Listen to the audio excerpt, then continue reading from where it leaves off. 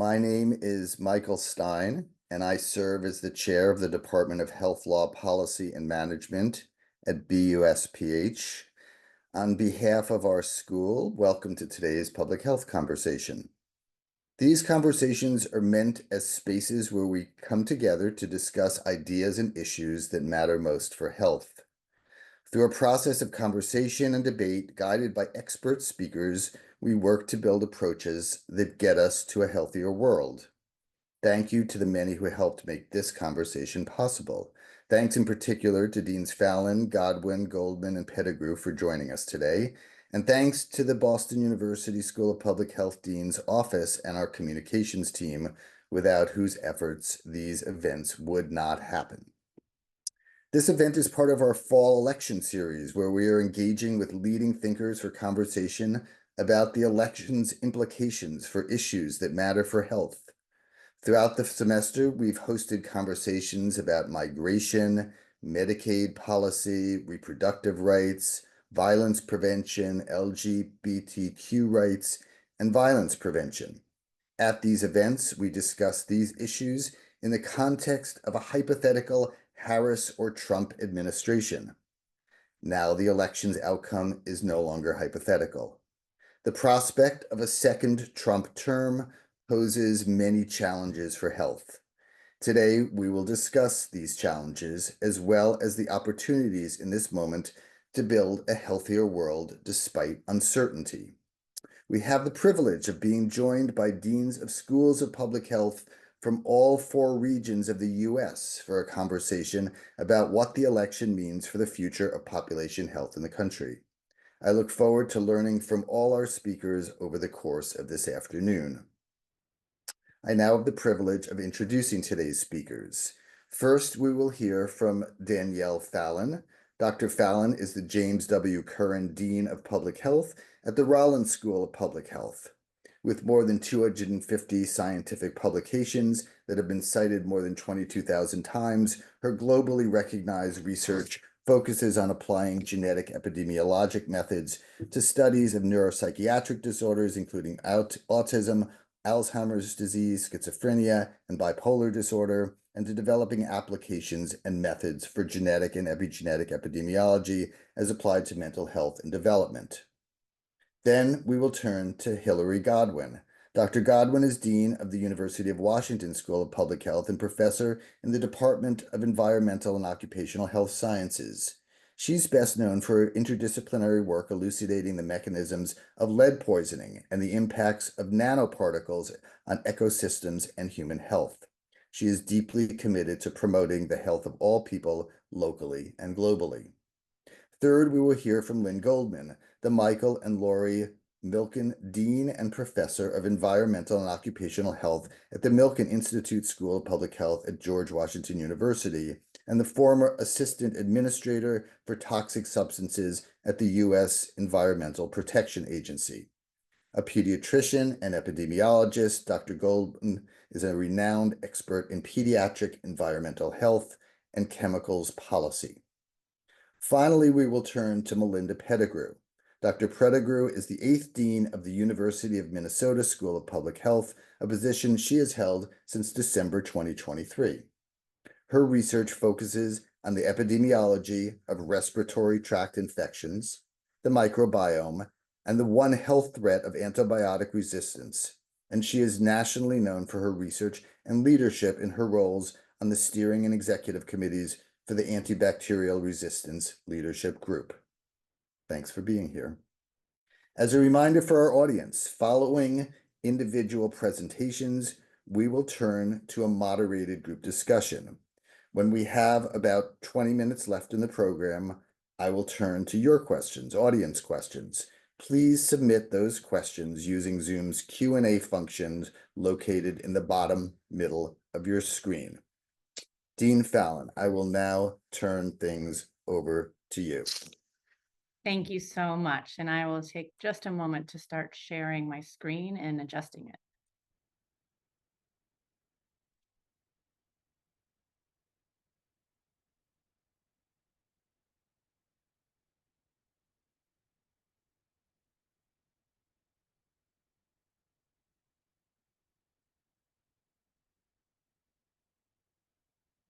All right. Are we all seeing the right thing now? I trust someone will unmute and let me know if that's not the case. So thanks to everyone for the opportunity to have this discussion together. I think many of us are, day by day thinking about strategies and what the future holds. And so it's wonderful to be able to join you all to have this discussion today.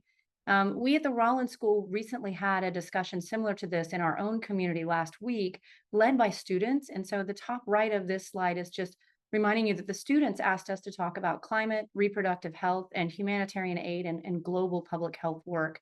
And others of my colleagues today, I think, are going to touch on those topics, so I will not. But I want to acknowledge that those are top of mind for many of our trainees as well as our faculty and staff. What I hope to do just in the next few minutes is just touch on some other areas that I'm thinking about, and I think many of us are thinking about, from health equity to infectious disease. And I'll spend a little bit more time on misinformation and mental health. And all of these are kind of shaped by our concerns over changes in federal agencies and critical supports like from the ACA, the Inflation Reduction Act, Medicaid, and others. And then I'll end by just talking about where I think we might head next. So I want to start with health equity. I think probably many of you, if you've joined this call today, are very interested in public health and very aware that care is not equally distributed or available in this country or across the world. The benefits of discovery and innovations that we've all, seen and some of us have been a part of are really incredible, but also not available equally. And then lastly, policies or consequences of bad policies are also not distributed equally. And so our marginalized communities are often the ones who have the most harm when there's bad policy, or the least advantage when we're able to distribute good policy or discoveries. And this slide just shows, some of the ways that we can envision this. They span everything that we think about in public health, from the health effects of climate to the challenges of reproductive health and rights, cancer prevention, insurance access, you name it. And we recognize that communities of color, that rural communities, that indigenous communities, LGBTQ communities, and many of these different aspects are unequally affected.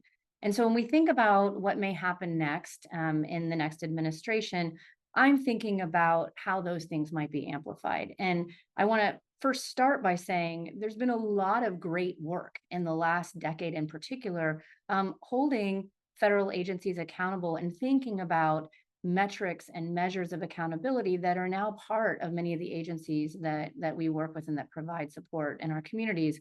So we want to make sure that we continue to amplify those and that those continue to work for us.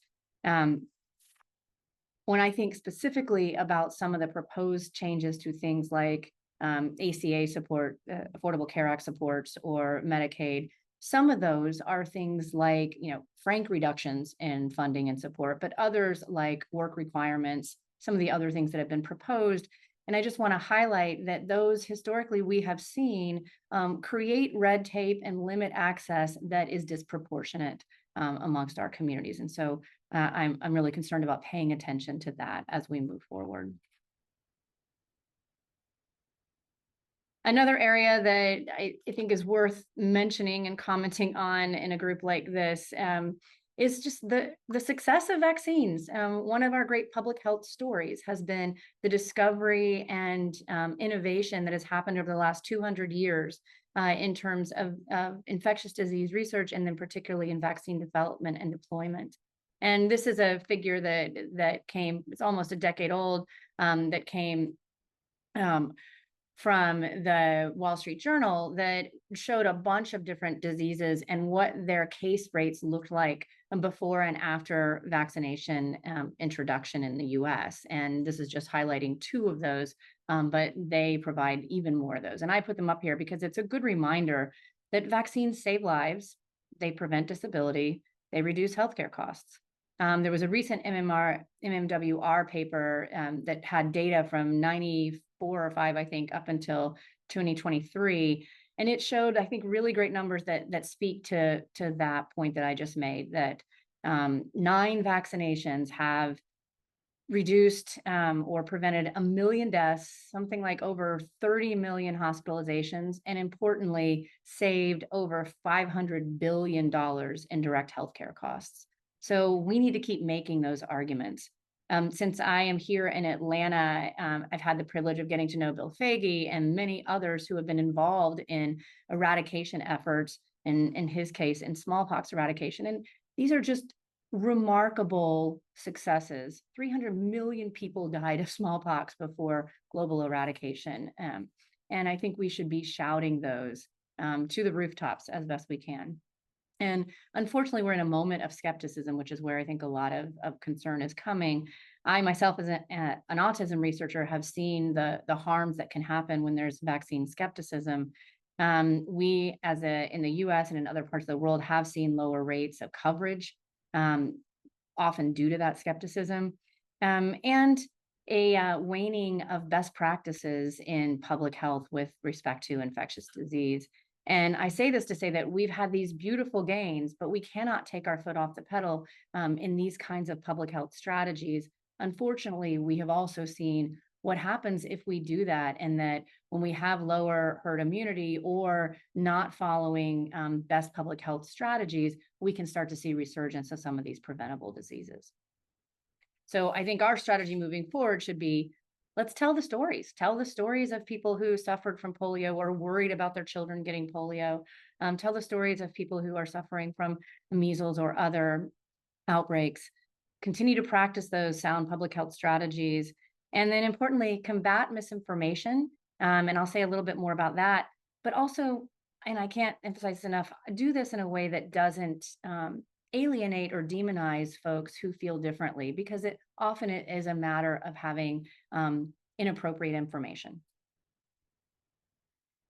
So that's where I think communication is a huge thing that we all need to be paying attention to. And our ASPPH organization, as well as the de Beaumont Foundation, and many of our schools and programs of public health are thinking a lot about communication strategies. And I think some of the lessons learned are, let's do things that are easy to understand. Let's actually make them entertaining, meet people where they get their content, and partner with influencers, use better tools for AI, et cetera. And so I'm really glad to see that we're forming lots of different strategies around communication.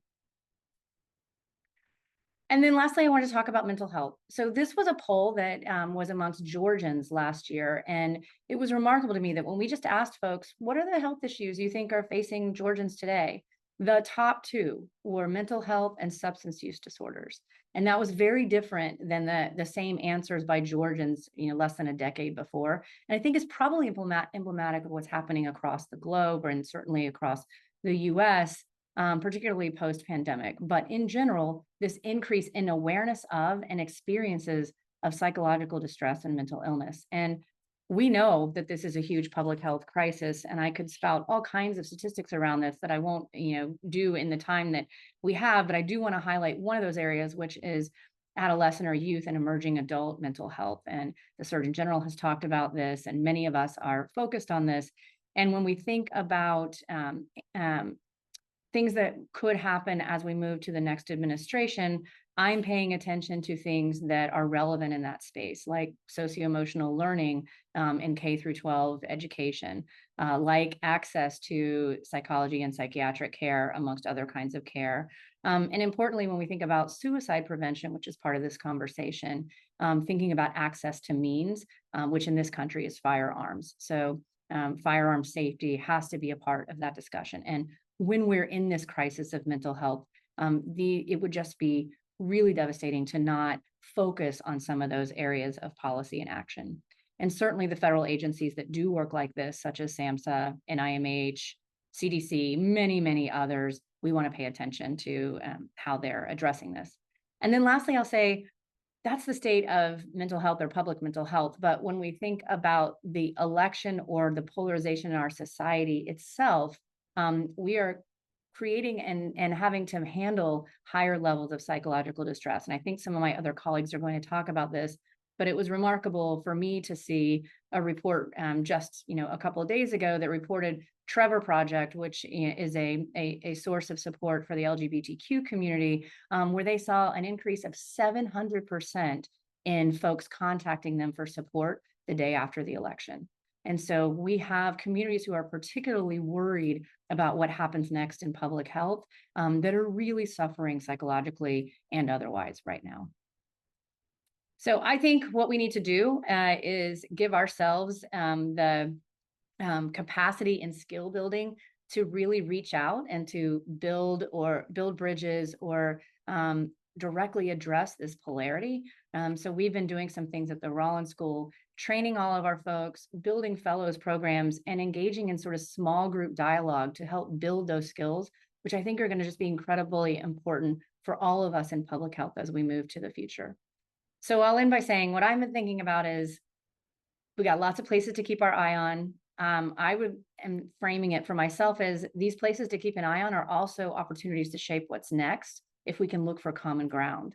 I am trying to listen hard to others so that we can build those bridges, and have been really promoting a concept of what I'm thinking of as practical public health. This idea that yes, we want to continue to advocate for change, particularly if there are constraints that we're concerned about do come to fruition. But if they come to fruition, there's still really important public health work to be done, even in that constrained context. And so we can work in the lanes we're given while also working to change the lanes. We don't have to choose. And so that's what I'll leave you with. Thank you so much for the time.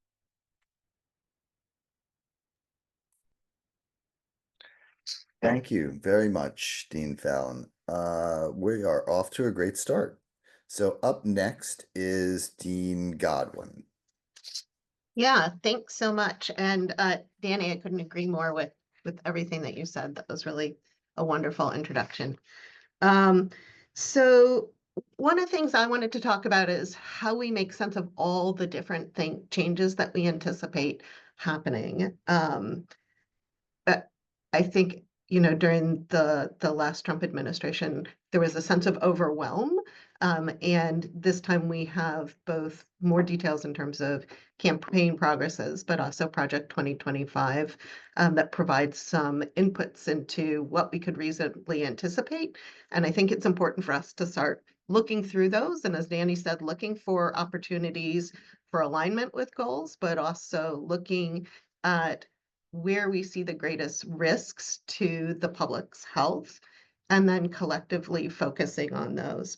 So the approach that I'm taking wouldn't surprise anyone who knows that I come from an environmental health background, which is sort of what I would call a risk binning or banding approach, which is to look at both sort of recall your environmental health 101, looking both at the likely magnitude of the impact of different proposed actions or changes or policies on the public's health, as well as the likelihood that those proposed changes would actually go into effect.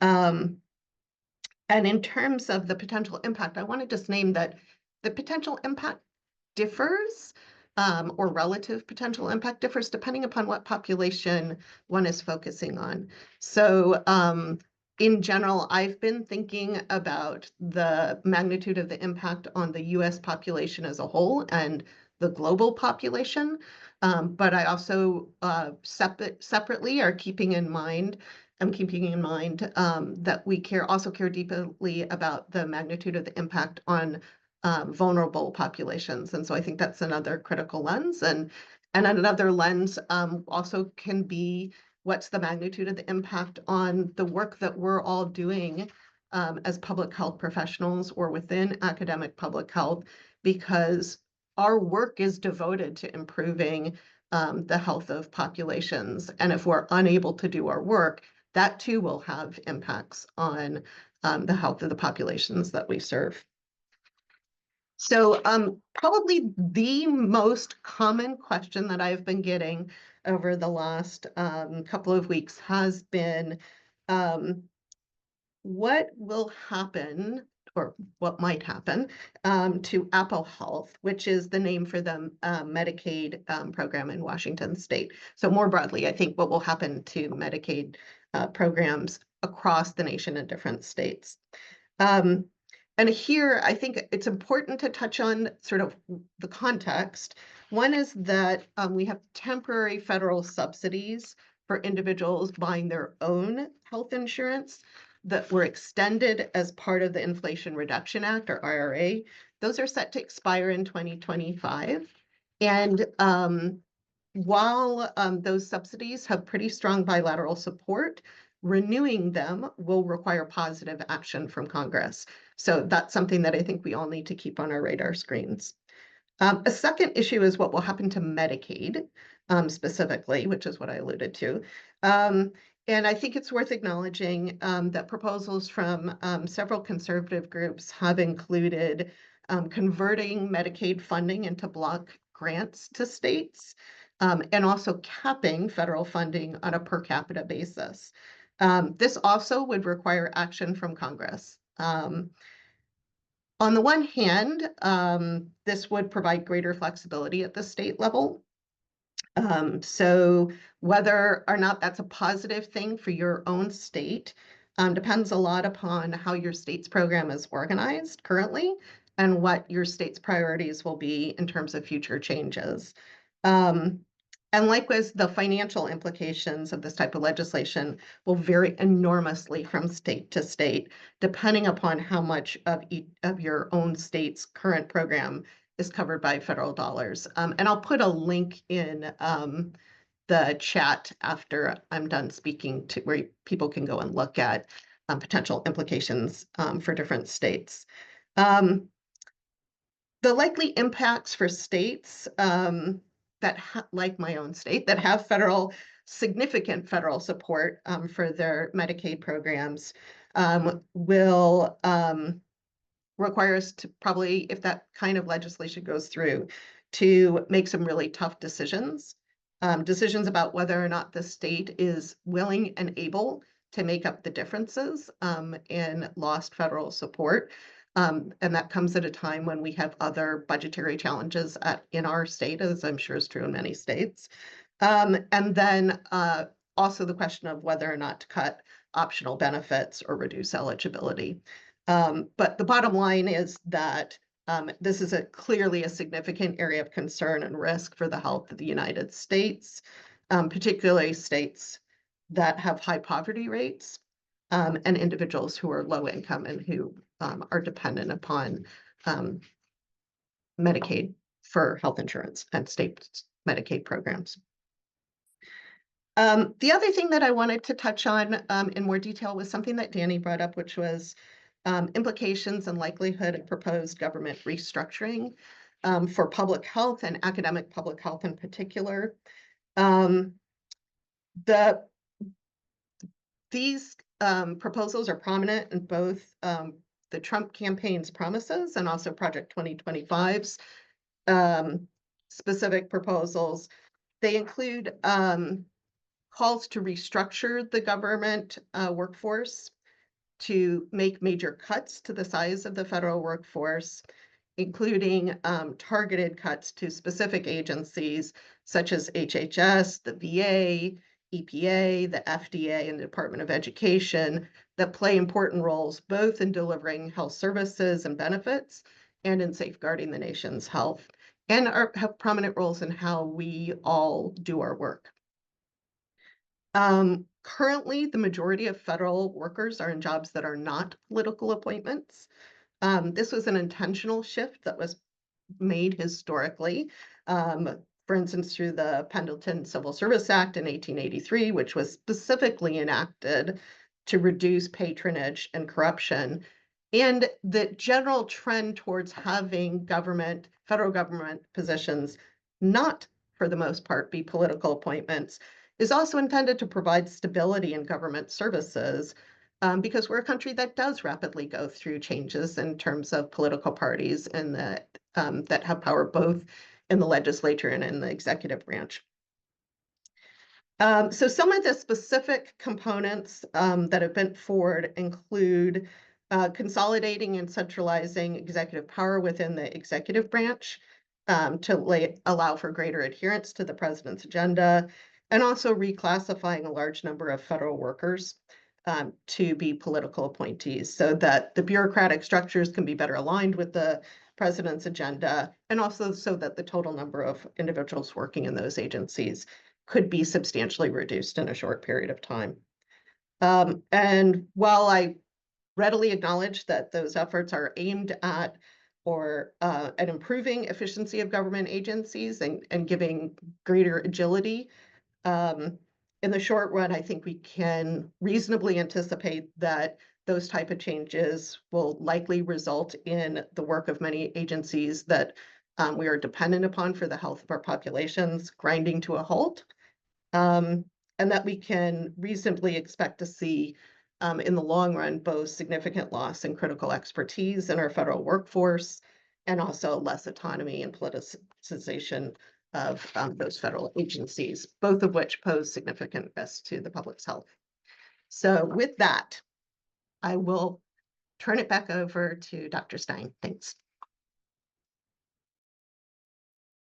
Thank you, Dean Godwin. That was terrific, and picked up a few new areas for us to get to later on. So next we're going to turn to Dean Goldman. And hello to you all. And thank you very much to BU for organizing this. And it's just it's an amazing audience here today, Dr. Stein. I'm amazed by how much participation you have. So we're in Washington, D.C., so we're close to a lot of the action. And we're also fairly sensitive to the fact that, there are many people in our community who have various political points of view. And so I'm going to attempt to provide this in a factual way, as factually as possible. And I want to highlight some issues that I think are particularly important because these are areas in which decisions can be made that are very difficult to backpedal or to reverse over time.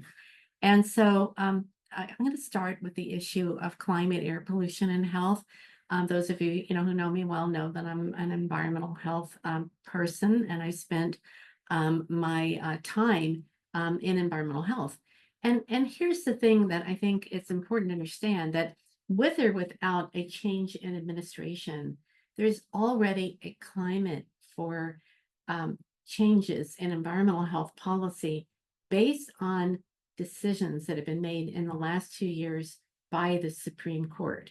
Because the Supreme Court has put forth completely new ways of looking at cases. One called the major questions doctrine, meaning that if a regulatory action, and this is very vague how they wrote this, and a lot of cases are going to come up under it because we aren't really sure how it's going to be bounded by the courts.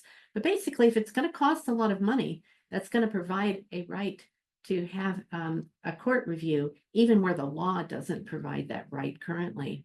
Reversal of the so-called Chevron doctrine, which gave agencies, not just EPA, FDA, and others, the ability to interpret their laws as things changed.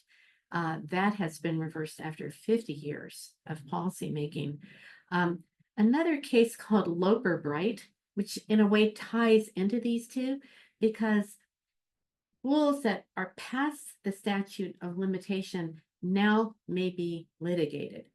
And that is a different precedent that allows a reach back way back into things that have been considered to be settled, maybe not now are not settled.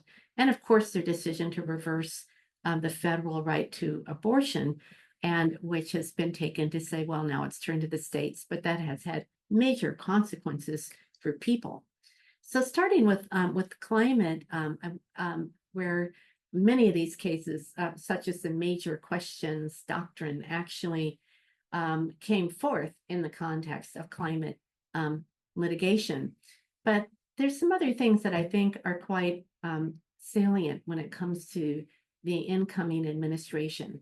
One is that the Project 2025 report has plans that many of us in public health do not immediately tune into what these words mean and what the import of them is. And I want to make sure that people are aware of these things.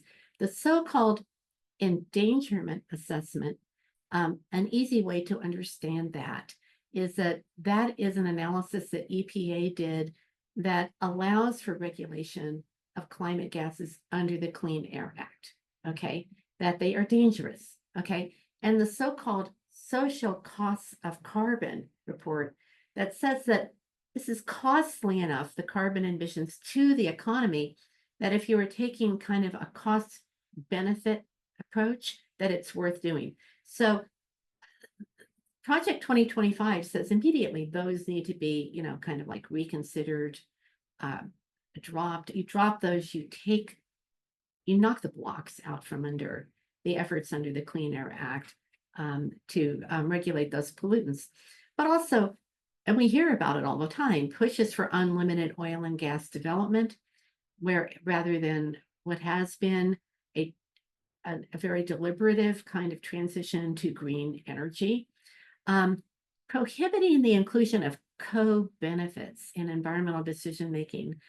Again, this is not a concept that we generally talk about all the time in public health, but it makes sense in public health that say if we reduce the emissions of a certain kind of like diesel exhaust, for example, on the basis of one pollutant that comes out of diesel exhaust, that the co-benefits, there are a lot of other pollutants that are also being reduced, and we are seeing public health gains from those. Can you count that or not? Well, EPA's been counting that. Project 2025 says, no, don't count that. You know, you only can count the benefit of the one thing that you intended to reduce. And other things that people are passionate about, EPA's environmental justice programs certainly are at risk. And really the entire suite of investments in green energy under the Inflation Reduction Act are at risk. The reproductive health issues, many of these have already been at risk because of all those court rulings that I mentioned a couple of slides back. There are many cases that are moving through the courts to challenge federal government policy. FDA's approval of mifepristone, the abortion medication, is being challenged. The requirement by HHS to provide preventive reproductive health services like contraception and immunizations and HIV prophylaxis under the Affordable Care Act already has been challenged, you know, in the courts. Non-discrimination rules that CMS issued that require transgender care, there's a case that says that's just not clear what you mean by that. That sex should not include gender identity. It is what you are biologically assigned at birth only. Okay. Another thing that the administration put forward requiring contraception for minors without parental consent. There's a case, more than one case, but especially Loper Bright moving through from the state of Texas.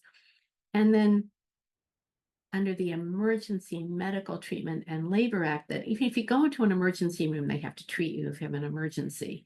And a guidance by the federal government that includes if the woman is pregnant and needs to have an abortion because the pregnancy is posing a grave threat to her health.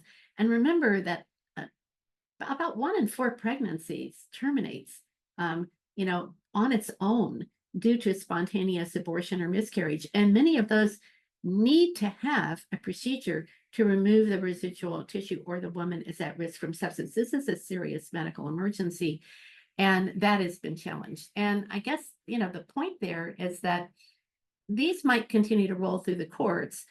The administration, new administration, is very unlikely to support these cases, to defend these cases in the way that the current one does. But also, the new administration could make administrative rulings to make all of these cases go away. They could rule in favor of the plaintiffs, and that all of these policies that had been promulgated by the Biden administration can just go away.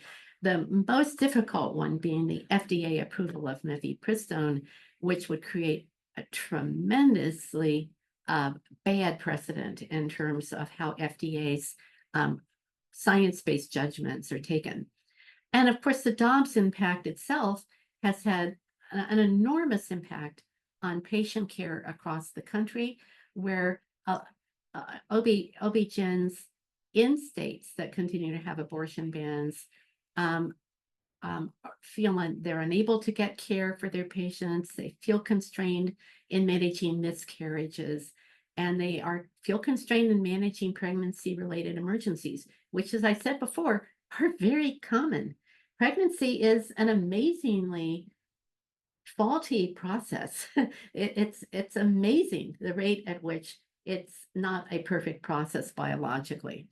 So the CDC is the other issue, and it's already been mentioned, but the idea of reorganizing the government, there are already people in Congress who've been talking about pulling all non-communicable disease programs out of the CDC, which would have a profound impact on how public health is delivered at the state and local levels across our country, because the other federal agencies don't interdigitate into the public health system in the way that CDC does.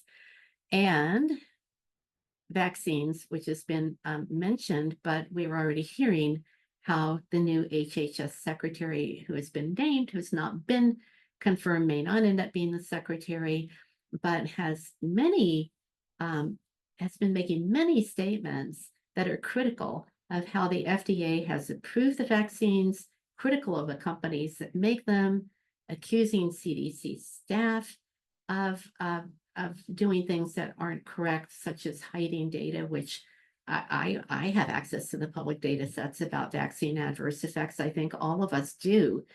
And so, and I think, Dr. Fallin mentioned messaging. This is a message that a lot of my pediatrician friends are putting out there via wearing this t-shirt in their practices.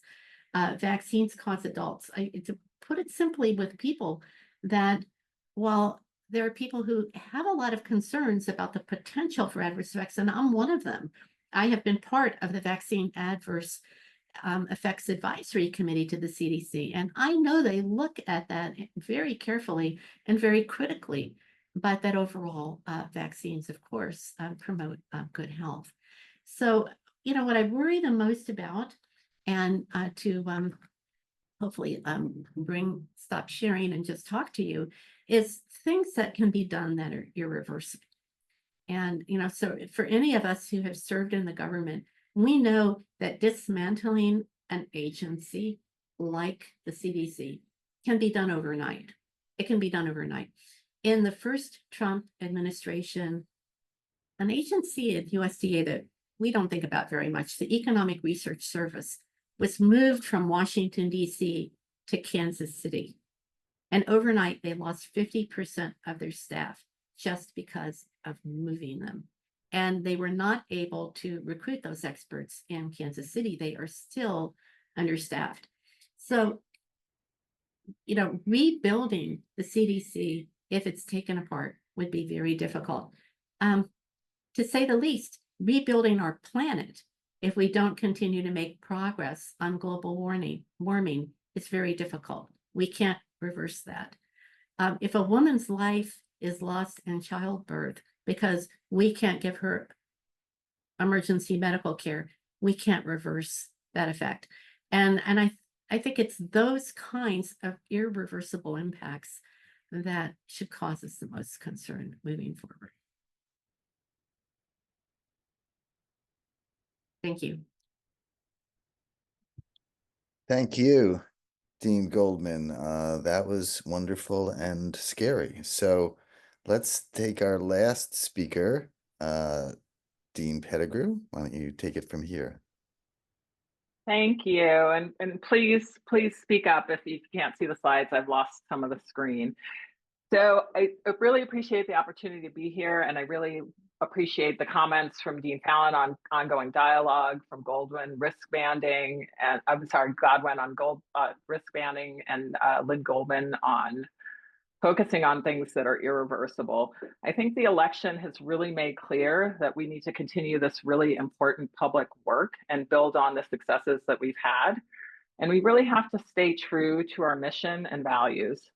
And our values, this is a mission statement from the School of Public Health here. I believe we all have them. They're all similar. And I just want to focus, we are in a blue state here in Minnesota. We're surrounded by red states. That's kind of a false dichotomy. There are people here with a range of values. We're not a monolith.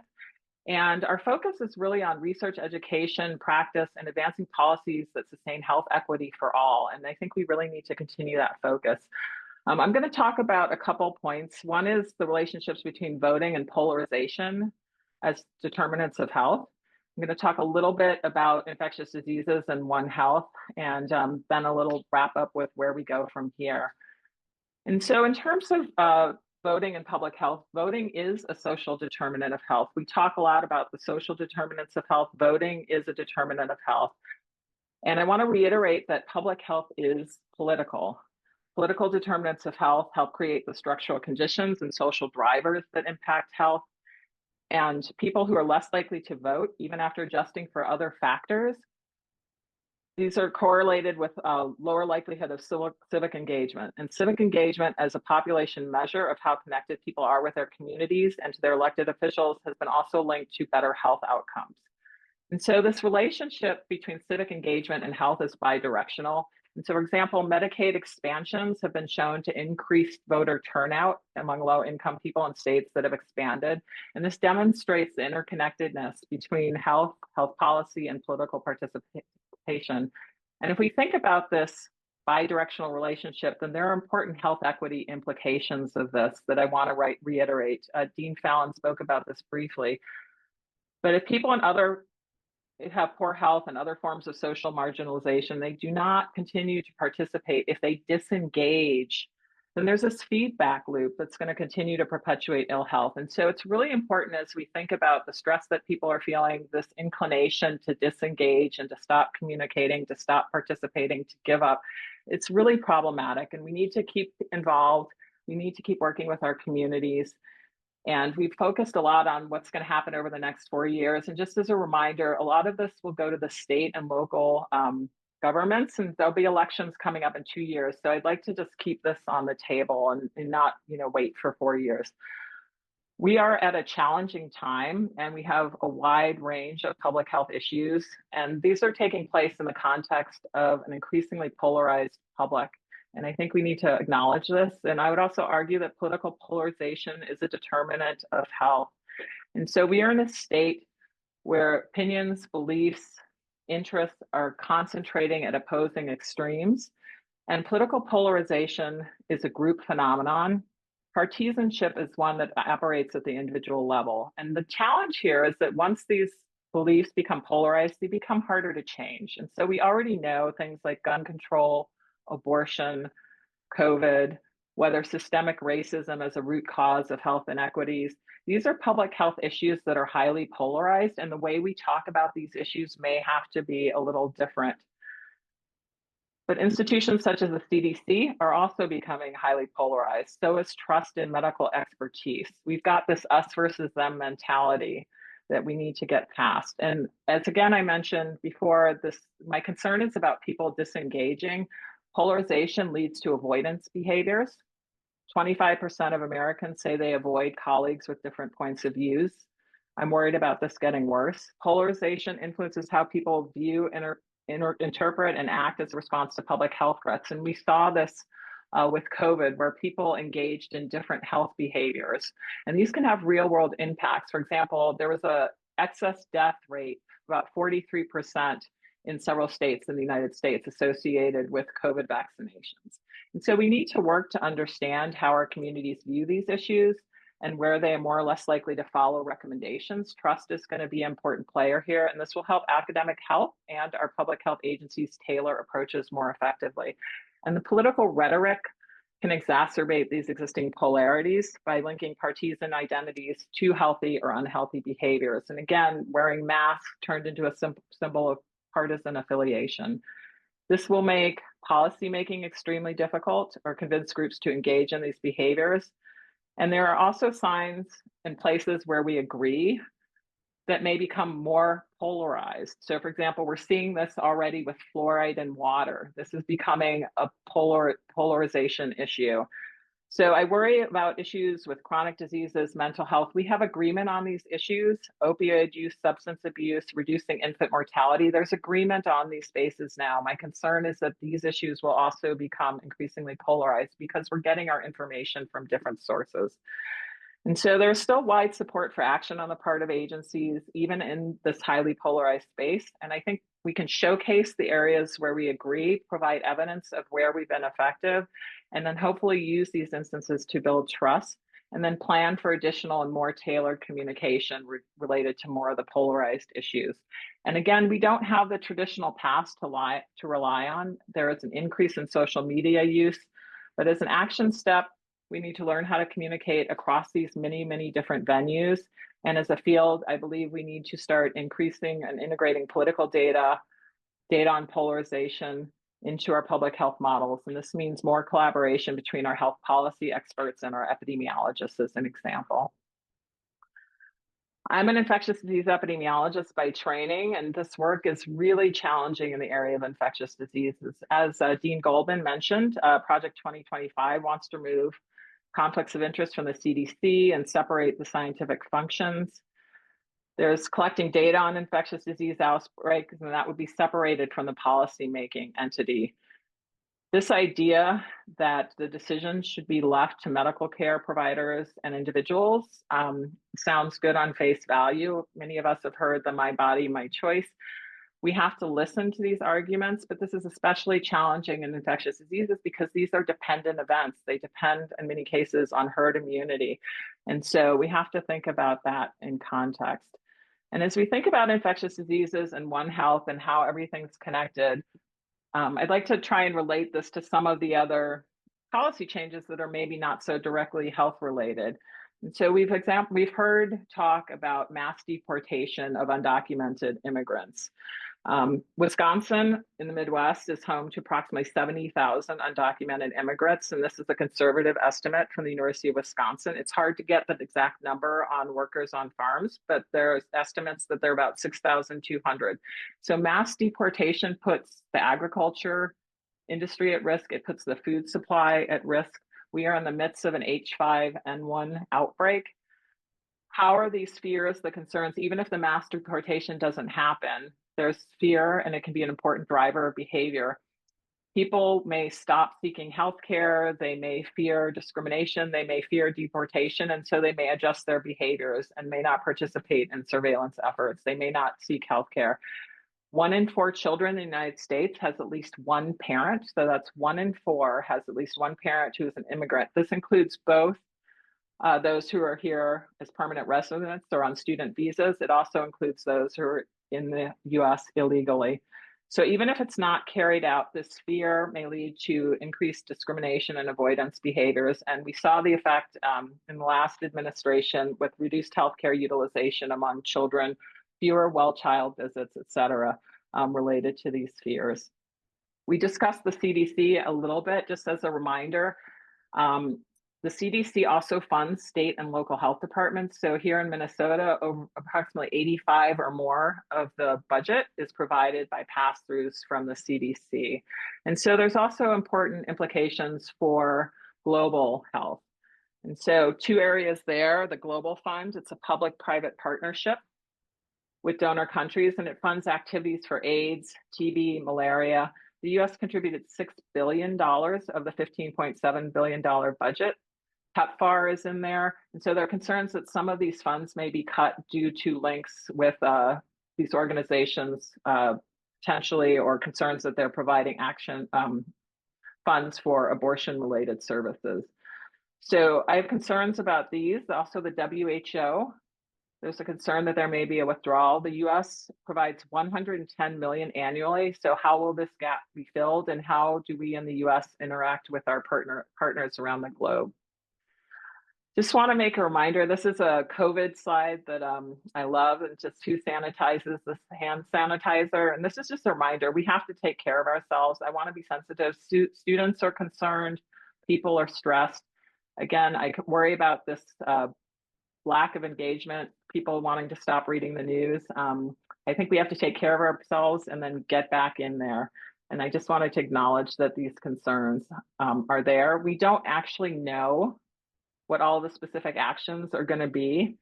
We're going to have to shift, or the governments are going to have to shift from rhetoric to governing. And so some of these things that have been proposed may not be realized, and we're going to have to prioritize and be proactive.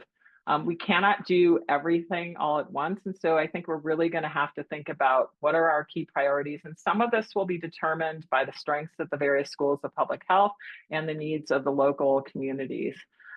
I think in terms of public health and what we can do next, we need to continue to advocate with our legislatures. This is a class here from the University of Minnesota where students are going to talk to their state legislatures. We have to maintain our ties to the community to maintain that trust. We have to restore trust in public institutions through greater transparency and accountability. And we can do better as a field with communicating that science is an evolving process and correct things as we learn when we've made mistakes. And we have to do more about explaining the why of what we're doing. And as a field, we need to be open to criticism. We need to continue to generate epidemiologic evidence that will facilitate these health protective and effective policy decisions. And we're going to have to change how we talk about things. And this is something I'm thinking about a lot. We have to tailor our messages, but I'm concerned that in our push to modify and tailor a message that we don't lose sight. We cannot abandon the most vulnerable communities with the highest burden of disease to assuage the loudest voices in the room, especially when policies are not evidence-based. And so in thinking about this, I think we can partner with trusted nonpartisan institutions and messengers.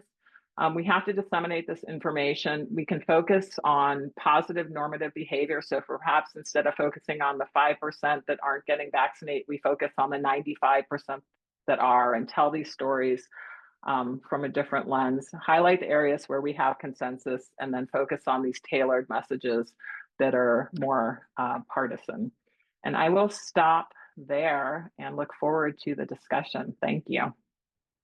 You, Dean Pettigrew, and thank you to all these speakers for their fascinating conversations and presentations. So I think we will now move on to a moderated discussion, and I will start us off with some questions for our speakers. As a reminder, I'm going to turn to audience questions when there are about 20 minutes left or so in the program. And so submit your questions through the Q&A function. There are many, many that have already come in, quite wonderful ones, and I will get to as many as I can when it's that time. So let me start. Let me put this out, starting maybe with Dean Fallin, and then maybe work through all of these, which is that these wonderful, wide-ranging issues that you've listed, speaking about the many social drivers of health that could be changing in the months and years ahead, and our fears.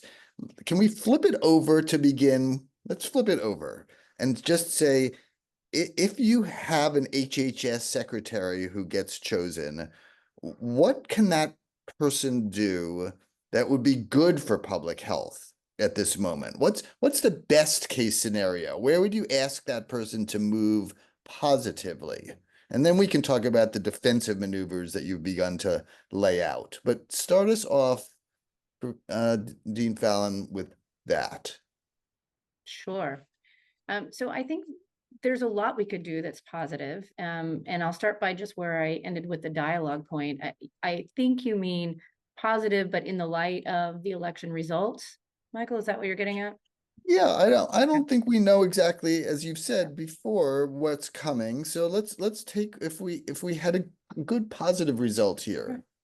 So I think the first is, I think we are right to listen to our communities, approximately half of which voted differently than the other half, right? And so understanding where there are places for common ground that could be done with rigor and with thoughtfulness at these agency levels. DHHS is a huge organization that covers everything from our kind of discovery mechanisms like NIH to our delivery systems, including Medicaid and Medicare, to many things that are specialized delivery or research entities in between. And thinking about particular actions that would meet this kind of diverse set of concerns and aspirations while applying scientific rigor and investing in expertise is where I would start. And I know that's a bit vague, but I do think it's important that we acknowledge that one of my colleagues said it's not a monolithic society or field of public health, to acknowledge that diversity and then work. But I think one last thing, sorry for repeating myself, is when we do that, it still has to be done with rigor and with respect for the expertise that we bring to the table.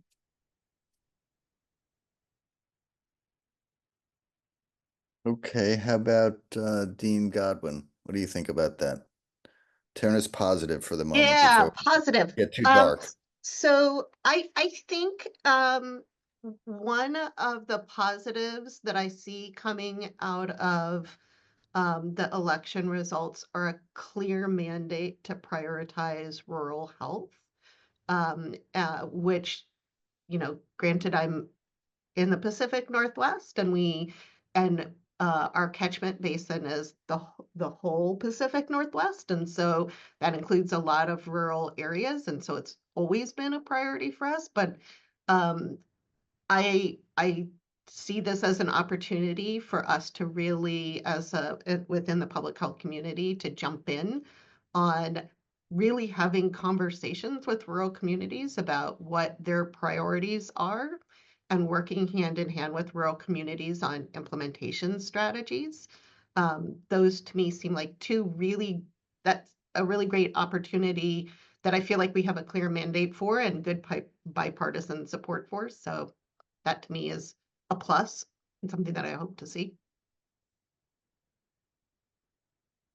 Great, thank you. How about Dean Goldman? Yes, Any- thank you for asking. So I may view things a little bit differently. I mean, I do not believe that when people select a candidate on a ballot, that they are down the line saying yes to every single policy that that candidate might support. In fact, I know from a lot of the research that's been done that many people make that vote on the basis of one or two factors that cause them to lean to that candidate rather than another candidate, and maybe completely unaware of what the positions are, or that they may feel that, well, I do agree that, for example, of the abortion rights issue, where you see a difference in how a state is voting about abortion from how they vote on a candidate. Why does that happen? Because the decision about a candidate is far more complex than that.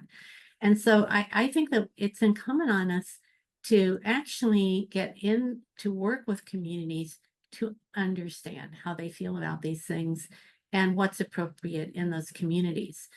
Just as, when the first time that Trump was elected with a vow to completely repeal the Affordable Care Act.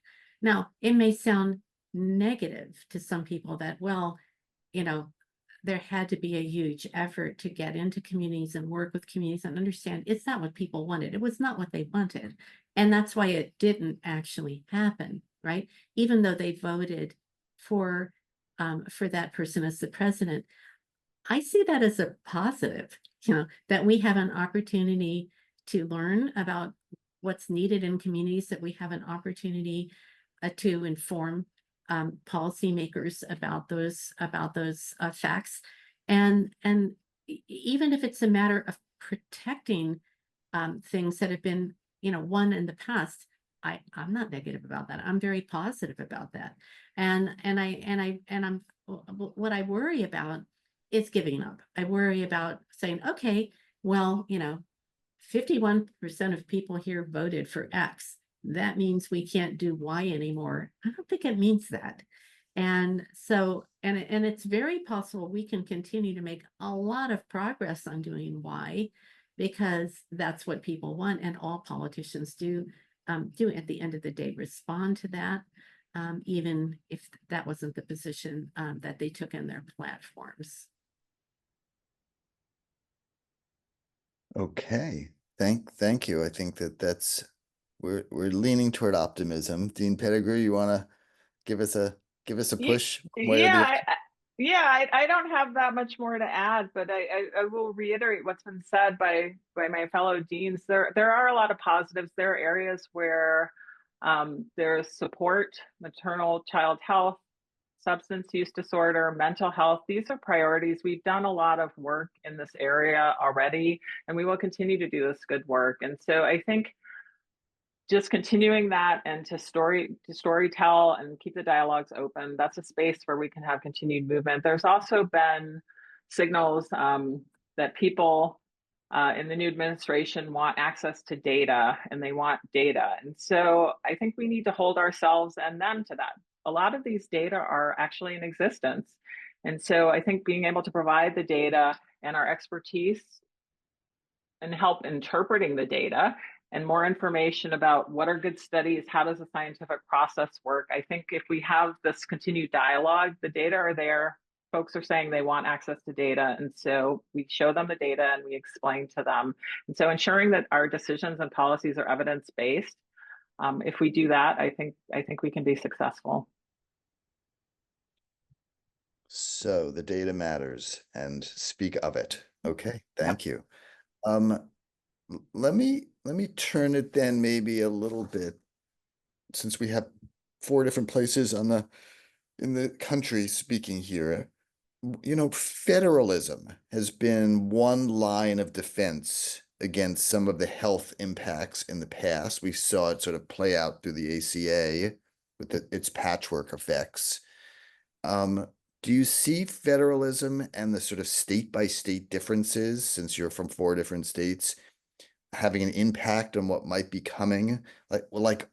Will there be sort of public health sanctuaries in the United States where we consider an entire state a public health sanctuary? Is that the wrong language? Help me understand that again. Let's go down the list, because I want to hear from all 4 corners here. Thanks. I can jump in to say, clearly we see a diversity of healthiness, if you will, across different parts of the US. And we can connect that to particular policies that might be state or even locally driven versus federally driven. So there's something, to your question. What I smirked at a little bit though is one of my concerns when we have these conversations is this idea that, if you're a public health worker or you're interested in public health, don't go to that state because it is an unfriendly state to public health, because the need and the work to be done is just as important there, and maybe even more so. And so I get a little worried when we have this concept of, moving to more or less friendly places for public health, that we will further neglect the real needs of people in communities in states that don't have as strong or welcoming policies. So that's not quite an answer to your question, Michael, but I just wanted to make sure I highlighted that. No, I think it's important to turn it over the way you did. Thank you. How about Dean Godwin? What do you think?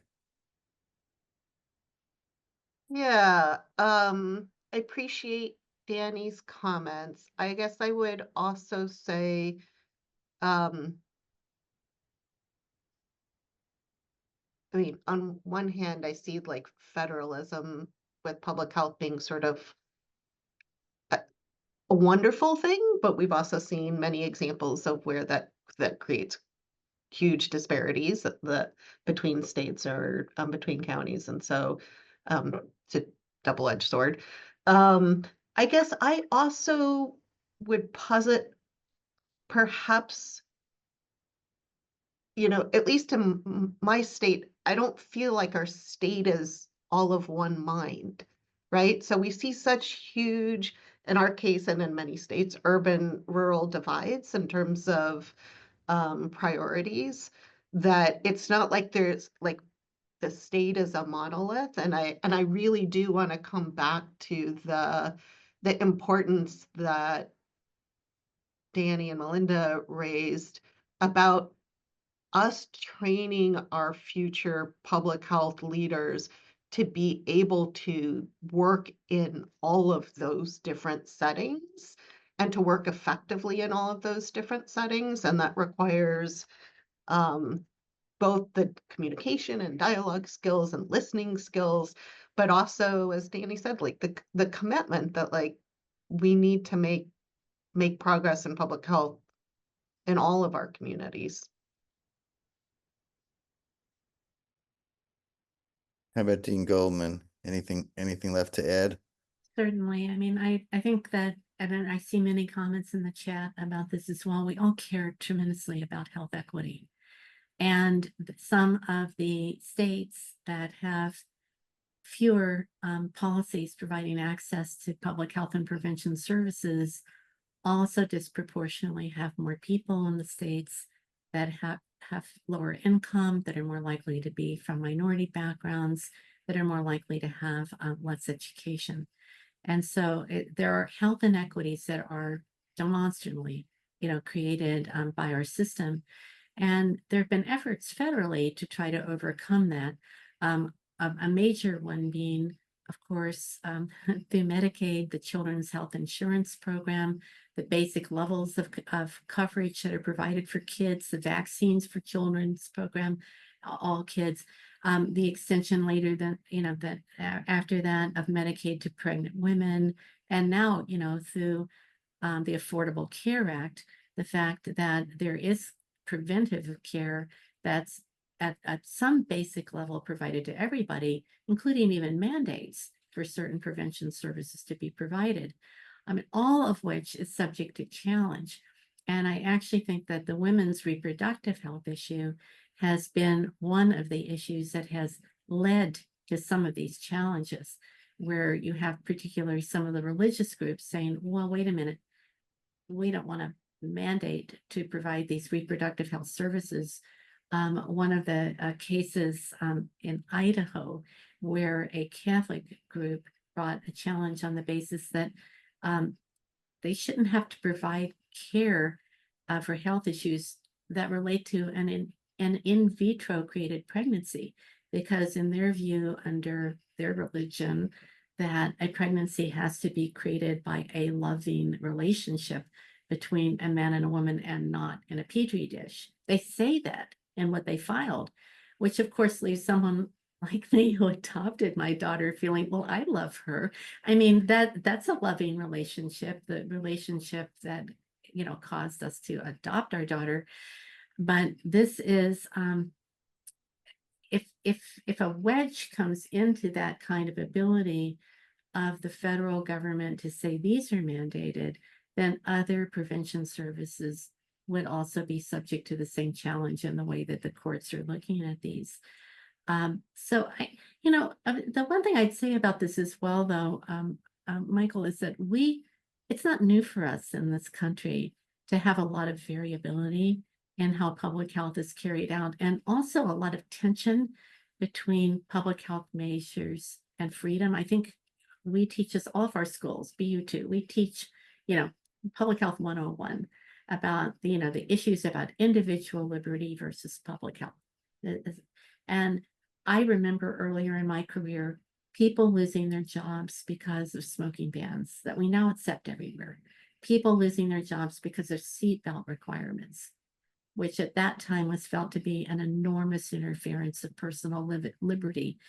And so to some extent, I think we have to take the longer view that when we have any mandate where people feel there's something they have to do, get the vaccines for their kids to enter school, there will be people, because of the nature of our society and our value for personal freedom, there will be people who will chafe at those requirements. And time is important in terms of being able to move through some of those changes.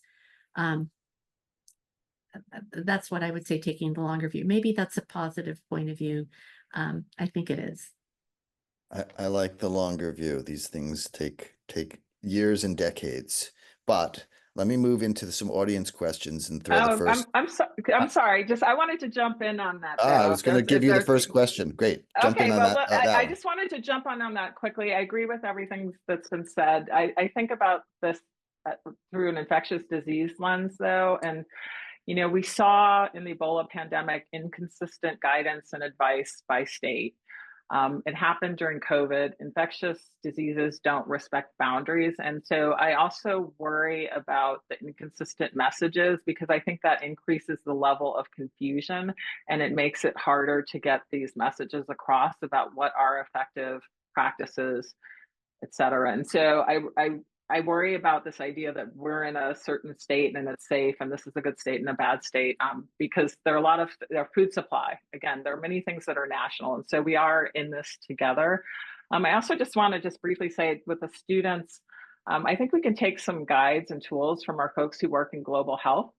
Many of these people work in environments that are politically repressive or with communities that may not always be aligned. And we find a way to work in these communities because it's important and because we have this mission and we believe in our principles and our values and health equity. And so I think we can work more to figure out the messaging and how we work across these divides. So, all right. So then I guess now I'll let you ask your next question then. Okay. Thank you. Right. Thank you for universalizing us again. So, you know, so the questions that are coming in are often some portion of them are like this. Well, how do you handle, we're talking about evidence here. We all believe in evidence. We've talked about data as an important starting point, but we have a large part of the population that says data that we provide is fake. It's fake news. What do we do? We've talked about this for misinformation. And more specifically, to bring it down to the individual level, folks are asking, well, if I'm in one of these states, I'm a public health professional, and I'm in one of these states that has a strong resistance to evidence-based, community-engaged, equity-focused work, should I stay and fight the resistance, and how best should I do that without burning myself out? So why don't you start on that, Dean Pettigrew? Yeah, I think that's really hard. I think most of us came into public health because we had this light bulb moment, because we have this drive to help and do good. And so you want to go where the work is needed most. And I think we can leverage that and rely on that. At the same time, we have to acknowledge that people get burned out. And so I think it's an individual decision. I think we do have ways and tools at our disposal to make this work easier. I think we can partner with each other and support each other. So I don't have a magic answer for how to do this work that's very hard. There have been states that have been, had policies that aren't, public health supportive, and people have been doing that work for decades in very hard environments. And so there's a lot to learn from people that have been doing this work in challenging environments. And so I would stay and fight. I think the stakes are very high, and there are people that want to do this work where it's needed most. Okay, thank you. Stay and fight. I like that. So let me send this one to Dean Fallin. Many people focused on economic issues when voting in this election, we believe. So could you help us tie together the work of public health to those who are interested in the economy, obviously bearing on themselves specifically? How do we message that the work that we're doing in public health will speak to the economic questions of that hypothetical average person?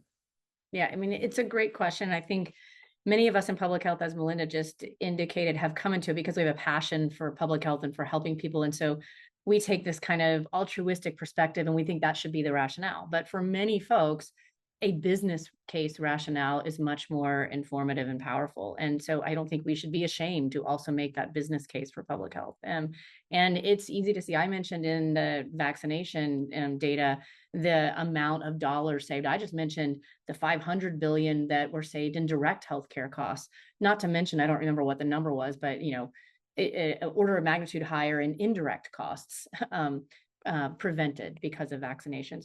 We can make that argument in mental health as well. We can make an argument for when you have a mentally healthy workforce, how much better corporations do and how much less they spend on both physical and mental health expenses, just by addressing mental health challenges of their workforce. We could talk about it in terms of schools. So in any argument I think that we can make in public health, we can make that business case for the actual dollars saved as well as the lives saved and the disability avoided. And if you don't mind, I just want to say one more thing to the previous question about stay and fight. And that is, we have learned in the last decade that now public health is sometimes politicized, and public health workers have had to face some of the onslaught of, doxing or hate or other things that have made them uncomfortable and in some cases unsafe. And so the field of public health has started to do a better job of providing supports for that, of really focusing on our own worker mental health when we think about the public health workforce and our own worker safety in ways that weren't traditionally taught or thought about in the public health sphere. And so as we stay and fight, also know that there are supports available and that we should continue to advocate for those supports in the context of that. Thank you. Anybody else want to speak to the business case? Particularly for those in poor states that are going to be scratching for every bit of money on the state government level. Well, I mean, I think that everybody is aware of this. We spend a higher proportion of GDP on health and healthcare than any other country, and a lot of that is because of failure to prevent chronic disease. We happen to have a person who has been named to be Secretary of HHS, who seems to have received that message that chronic disease is important and very costly to our country, although not necessarily along with that old science and that needs to go into then what do you do about that? Don't get me wrong, but I do think that especially for poor states, that those states which already have trouble having a strong enough tax base to support themselves, then to be creating a situation where there's an enormous burden from chronic disease, premature mortality, and much less the impacts of that on industry in those states and the cost of insuring their employers because of the level of prevention care that they lack. There is a strong economic case for public health for all of us. Anyway. If I could just add, this also, climate change is another great example. For years, we've talked about climate change as this existential threat, this global warming and temperatures. And I think there's room to tie it into real world things that we're seeing now. We can talk about the impact of people losing their homes. We can talk about the potential for increasing insurance rates tied to flooding and damage. And so I think it's the storytelling and tying the public health messages to the things that matter to the people and the communities that we serve. And it's upon us, I think, to do a better job with that. So it sounds like none of you will take up this charge that I'm hearing about taking non-communicable disease out of the CDC, shutting that part of the CDC. None of you think that's a great idea. Anybody want to speak to that? That's on the table, it seems. I'd love to talk to it. So the justification, I've read the issue papers that some of these folks are writing, and the idea is, well, there's funding for chronic disease in other federal agencies. There's funding in CMS. There's a lot of information about chronic disease and electronic health records that could be pulled together. But what the CDC has that these other agencies don't have is like actual epidemiologists who actually are able to study the trends and look at risk factors and actually are able to make recommendations that don't pose, and it's interesting how some people think they have a conflict of interest with vaccines, because I don't think they do. But I think definitely the agencies that fund healthcare, it's very hard for them to be in a position where they are making these kinds of recommendations. I think it's important that, when it comes to making recommendations about prevention, you know, it's either an agency like the Prevention Services Task Force, which is actually in AHRQ, I hope everybody on this call knows, or the CDC, because they aren't going to be stuck holding the bag with how do I pay for that, or how do I move the money from one pocket, which is, you know, where we have the funding, to say doing emergency medical care and long-term care or whatever other kind of care we have, to prevention, which is a different budget.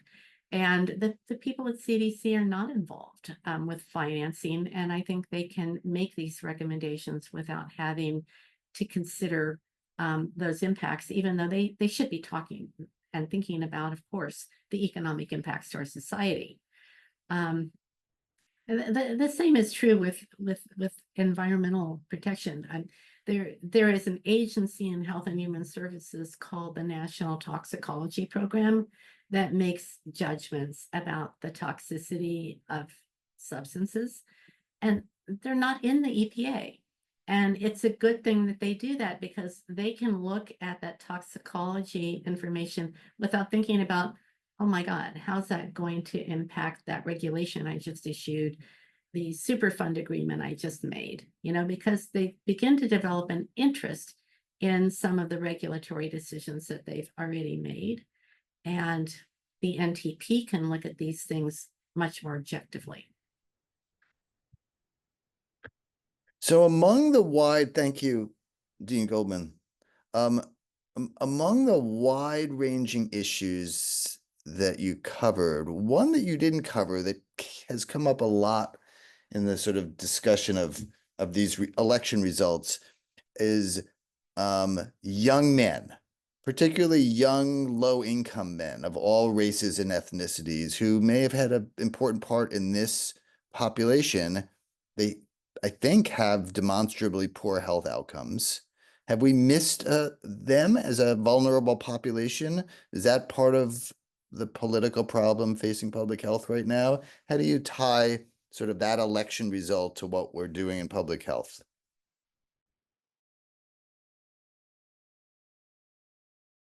Anybody? It's open to anybody who wants to. I'll step in. share that one. I would Thank you. characterize it as a communication issue, that the language so I agree that we need to be looking at all vulnerable populations and using a data-based approach to that. We also need to be communicating it in a way that makes it clear to all of those populations that we care about them. And I think that's where I would say that is a group that has not seen themselves necessarily in the communications that have come from our community, and we could do a better job in terms of reaching that group. Okay, I'm going to move on. No one else is picking up on that one. You're all open to it, going once, going twice. Let me turn to a student. How about I'm applying to an MPH program. I'm interested in public health, social drivers, health equity, but this climate is making me worried about taking on debt related to the stay and fight question. Is now a good time to go to school? Public health school? I will respond to that. Yes, it's a great time. And what I've seen before in multiple cycles of, you know, having policy changes federally, actually 8 years ago, when Trump was elected, we had unprecedented numbers of applicants because students wanted to come to learn public health because they wanted to engage in the issues. And this is a great time to get involved. And by the way, every time their policy changes, that does open up a lot of jobs. There are a lot companies, consultants, the government, wherever there might be jobs for our public health graduates. Policy changes actually create job opportunities for our graduates. I hate to say that because, I mean, that's true whether it's a good policy or a bad policy, it just opens that up. Yeah, I would have answered something similar to Lynn, that particularly these kinds of degrees like Masters of Public Health, which we all and many other places offer, give you a diversity of of content and training. It is not solely that you will go and work in a state department of public health or in the CDC, although both of those would be great. But there are many other avenues where you're applying those kinds of concepts that include the Booz Allens of the world and the McKinseys of the world, that include all the different community-based organizations, that include lots of for-profit and nonprofit, non-governmental sectors. And as we said before, the work is still there. The work will need to get done. It will be shifted in terms of who and how it's done. But these kinds of degrees enable you to engage no matter which of those sources are where the employment comes from. We have just a few minutes left. So quick one to end, a very simple question to end this. Are we ready for the next pandemic? Are we prepared for the next pandemic? We have evolving H5N1. Where are we? We have a couple of minutes. A very simple question. A, better than before, because I think we saw that with Mpox. B, that could, as I said before, that could be demolished very quickly. It is very easy to destroy government agencies and capacities. It's very hard to build them. But right now we're in a pretty good place, but it would be very easy to take us into another place very quickly.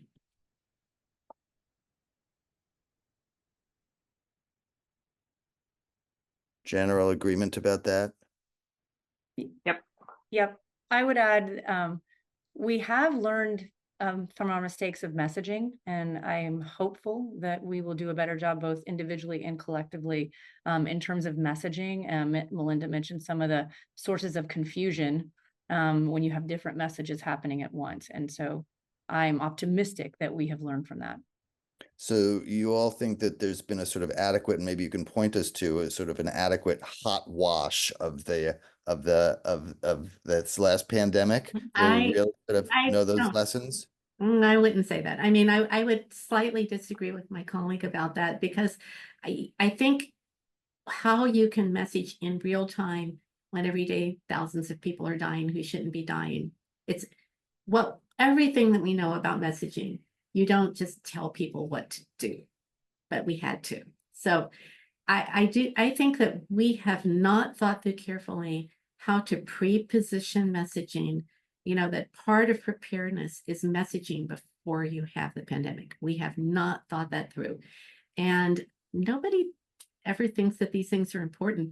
I mean, you know, when we had Project Warp Speed, some of us went to the Warp Speed people and talked to them about the fact that, you know, they're making these incredible new vaccines, but they're doing nothing about messaging with the public about, you know, how are we going to get the vaccines into people's arms? And they thought we were nuts to say that, you know, there was a behavioral issue here, that there's a messaging issue here. You know, in their view, if you had this great new vaccine, everyone would just take it. And I think so this kind of conversation is the beginning of that kind of messaging, I hope, and there'll be more conversations like this on that subject and others. So I really just want to thank all of you for being here with us today. Very insightful conversation, a lot of area covered. I'd like to thank the audience for sending many dozens of questions. I'm sorry if I didn't get to them all, and I really appreciate your engagement with the event. I hope everybody has a great rest of the day, and thank you so much for joining this Boston University event. Thank you.